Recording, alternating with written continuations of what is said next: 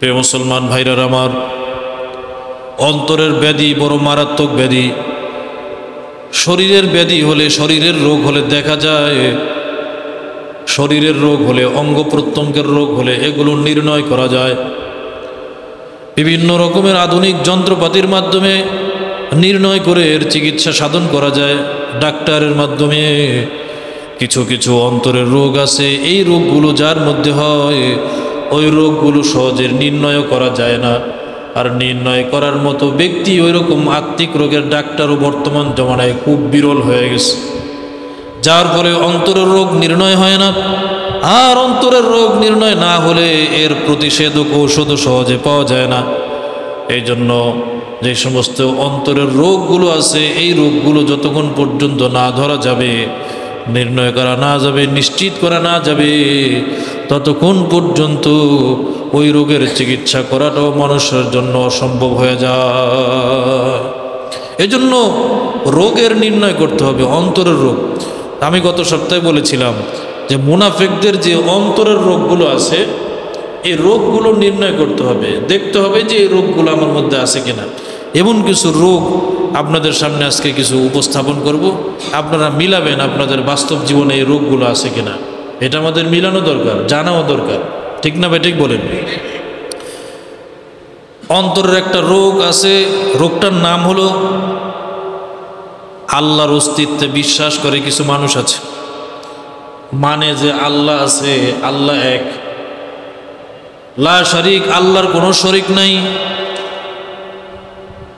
আল্লাহ ছাড়া কোনো ইলাহ নাই, এটা মানে। কিন্তু আল্লাহকে মানার পরেও, বিশ্বাস করার পরেও আল্লাহর আদেশ নিষেধগুলো পালন করে না, এটা একটা অন্তরের রোগ।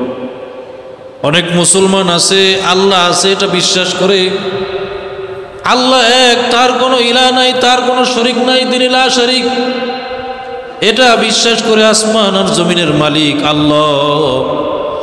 এটা বিশ্বাস করার পরেও, আল্লাহকে চূড়ান্ত পর্যায়ের মালিক জানার পরেও আল্লাহর আদেশ নিষেধগুলো পালন করে না যেই বান্দা, বোঝা গেল ওই বান্দার অন্তরে আত্মিক রোগ আছে বিদায় আল্লাহকে জানার পরেও আল্লাহর আদেশ নিষেধ পালন করে না।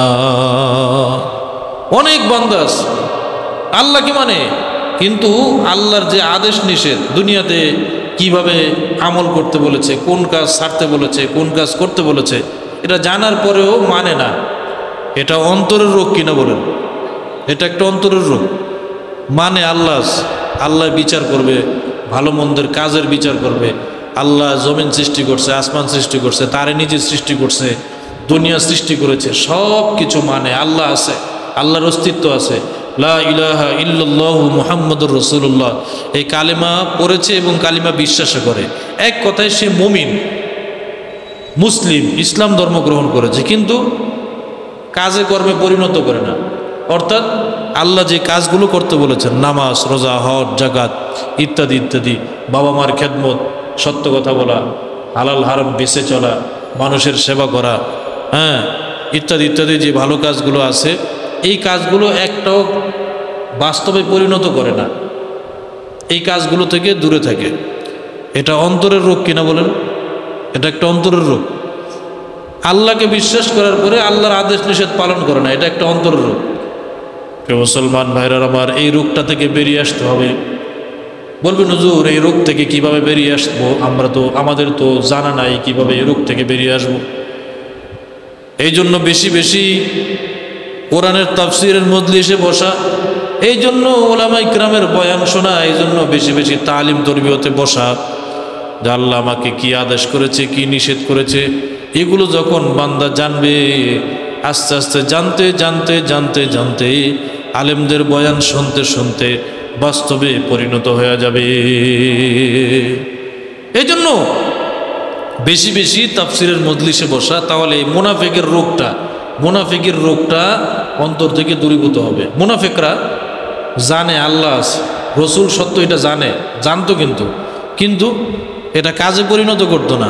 নামাজ ঠিক মতো পড়তো না, রোজা ঠিক মতো রাখতো না, যাকাত তো দিতই না, হজ তো করতোই না, রসুলের সাথে বান্দরামি করতো, দুষ্টামি করতো, শত্রামি করতো, অর্থাৎ কাজে পরিণত করতো না। এটা মুনাফিকদের একটা স্বভাব। এই রোগ থেকে আমাদের বেরিয়ে আসতে হবে। 2 নম্বর যে রোগ, অন্তরের 2 নম্বর রোগ। রাসূলকে বলে আমরা অনেক ভালোবাসি, রসুল আমাদের আদর্শের মূর্ত প্রতীক, কিন্তু রসুল্লাহ সাল্লাল্লাহু আলাইহি সাল্লামের সুন্নত অনুযায়ী চলে না। রসুলকে ভালোবাসে, রসুল ভালোবাসার পাত্র। মুহাম্মদুর রাসূলুল্লাহ সাল্লাল্লাহু আলাইহি সাল্লাম আল্লাহর পক্ষ থেকে প্রেরিত নবী, এই কথাটা বিশ্বাস করে মানে, কিন্তু রসুলের যে সুন্নতগুলি আছে এই সুন্নতগুলি মানে না। এটা অন্তরের রোগ কিনা বলুন?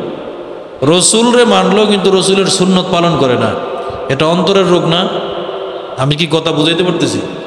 রসুল মানলেন মুখে মুখে, বিশ্বাস করলেন রসুল সত্য নবী, মুহাম্মদুর রাসূলুল্লাহ সে আল্লাহর পক্ষ থেকে প্রেরিত রসুল, এটা সত্য আমি মানি, কিন্তু রসুলের যে রেখে যাওয়া সুন্নতগুলি আছে একটা সুন্নত পালন করে না। এটা অন্তরের কি? অন্তরের রোগ না? যদি অন্তরের রোগ না থাকতো তাহলে রসুলকে যেমন ভালোবাসতো রসুলের সুন্নতগুলো আঁকড়ায় ধরতো। ঠিক না? ঠিক। বেদাতিরা সুন্নি কতগুলি আছে, এই যে আপনার দেখবেন 12 রবিউল আউয়াল আসলে এই জশ্নে জুলুসের এই পতাকা মাথায় লাগায়, টুপি লাগায়, এরপরে বিভিন্ন রকমের পতাকা নিয়ে সারাদিন রাত দিন 24 ঘন্টা খাওয়া নাই নাওয়া নাই, রাস্তার মধ্যে সূর্যের আলোতে পুরা সারকার হয়ে সারাদিন রসুলের নামে স্লোগান দেয়। হ্যাঁ, রসুলের আগমন, শুভেচ্ছা, স্বাগতম। রসুলরে ভালোবাসা জীবন দিয়া ফেলাইল, রসুলরে এত ভালোবাসে ওরা জীবন দিয়া ফেলায়, কিন্তু মাগার রসুলের যে সুন্নতগুলি আছে, আপনার ডান হাত পার দিয়ে প্রথমে জামা কাপড় পরিধান করা, মেসওয়াক করা, আজানের জবাব দেওয়া, এরপরে ডান হাতে খাবার খাওয়া, সুন্নত তরিকায় বসা, সালাম দেওয়া, এই যে রসুলের সুন্নতগুলি আছে একটাও মানে না। দাড়ি রাখা, টুপি মাথায় দেওয়া, লম্বা জামা পরা, একটাও মানে না। তাইলে রসুলকে ভালোবাসলো কিন্তু রসুলের সুন্নত মানলো না, এটা অন্তরের রোগ না? কথা বলে না, এটা কি অন্তরের রোগ না? অন্তরের রোগ বিদায় এজন্য রসুলরে ভালোবাসা পর্যন্ত সীমাবদ্ধ, সুন্নত পালন করে না। এই অন্তরের রোগ থেকে বেরিয়ে আসতে হবে, এটাও মুনাফিকদের একটা আচরণ। 3 নম্বর যে অন্তরের রোগ, কোরআন পড়ে কিন্তু কোরআনের বাস্তবায়ন নাই।